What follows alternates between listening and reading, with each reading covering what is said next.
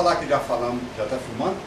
Muito bom. Bem, Manuel, nesse movimento pendular, o pêndulo sai dessa posição onde ele está bem embaixo, ele se desloca até essa posição, onde ele vem com a posição um pouco mais alta, regressa à posição mais baixa, vai em sentido contrário com a posição mais alta e assim por diante.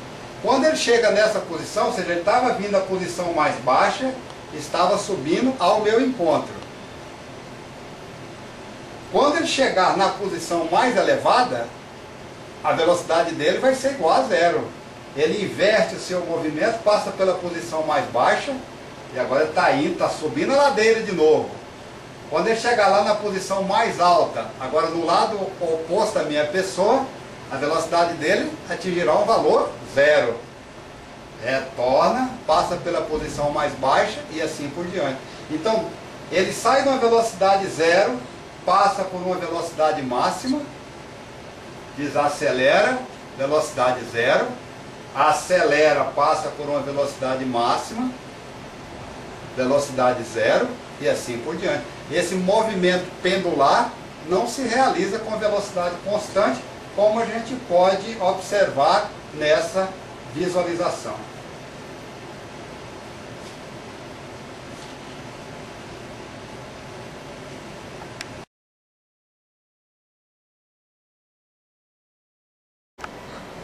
Bom, pessoal, dando continuidade à nossa aula sobre grandezas que dependem de massa, comprimento e tempo, nós vamos falar sobre uma grandeza que é muito importante na nossa vida, que é a aceleração da gravidade. Bom, quando soltamos um corpo em uma certa altura, o movimento deste corpo ele acontece de forma acelerada. Ou seja, a velocidade ele é crescente e a variação dessa velocidade ela vai ser dependente da aceleração da gravidade. Então, desprezando o atrito do ar, a aceleração desse corpo é então chamada aceleração da gravidade.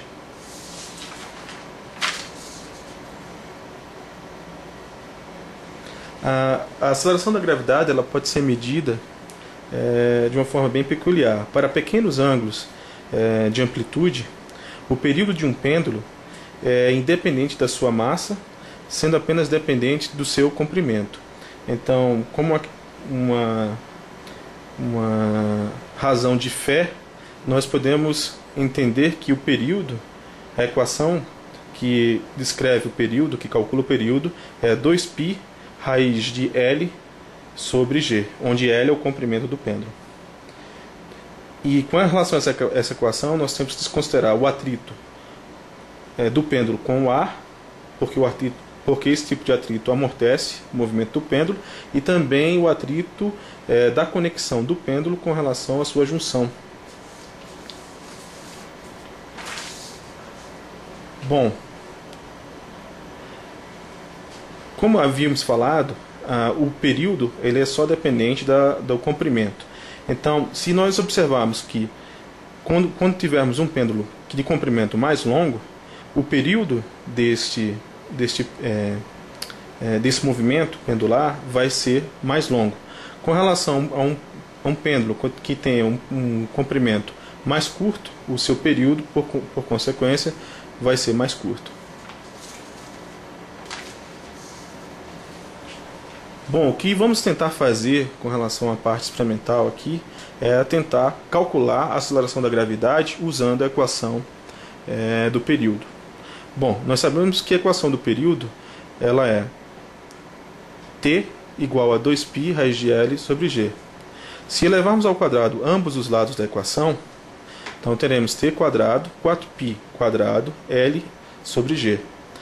Manipulando um pouco a equação e isolando L de um lado e o período ao quadrado do outro, nós obtemos uma relação entre L e t quadrado por uma constante. Se abstrairmos isso para as equações lineares que nós já conhecemos, nós temos que o período representaria a variável dependente, y, e uma variável dependente através de uma constante. Bom, o que devemos fazer para calcular a aceleração da gravidade seria simplesmente montar um gráfico onde nós temos vários valores de período e vários valores de comprimento, de forma a minimizar erros no cálculo da aceleração da gravidade, onde a aceleração da gravidade, como já havíamos visto, é proporcional à tangente desse gráfico. Bom, a tangente desse gráfico seria o quê? Seria a constante que multiplicaria a variável dependente, ou independente, que seria a aceleração da gravidade sobre 4π². Então a aceleração da gravidade seria simplesmente 4π² tangente de θ.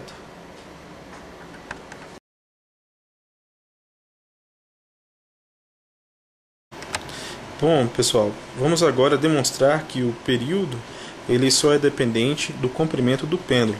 Nós agora vamos pegar um pêndulo com uma massa grande e realizarmos a medida do período. Pode aí, Aldo. 1, 2, 3, 4, 5, 6, 7, 8, 9, 10. Dentro de massa grande e de massa menor, tá? Vai comentar isso aí, tá? Eu vou comentar agora. E aí, pessoal, agora vamos substituir o pêndulo de massa maior por um pêndulo de massa menor e calcularmos o período do pêndulo de massa menor.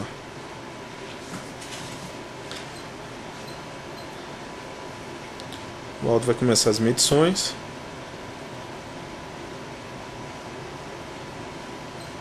Um, 2, 3, 4, 5, 6, 7, 8, 9, 10. Bom, como havíamos mostrado antes, com o pêndulo de massa maior e massa menor, nós temos uma diferença, uma independência da massa. Pois o que acontece é o seguinte, o período do pêndulo só depende do comprimento. Então nós fizemos um teste e medimos 10 períodos para o pêndulo de massa maior, obtivemos 16 segundos, então o tempo em um período é 1,6 segundos. Com o pêndulo de massa menor, fizemos também 10 períodos, 17 segundos no total, com o tempo em segundos para o período 1,7. Então nós podemos observar que a diferença é muito pouca. Então nós provamos com isso que o período de um pêndulo independe de sua massa, só depende do seu comprimento, o que a gente vai mostrar logo depois.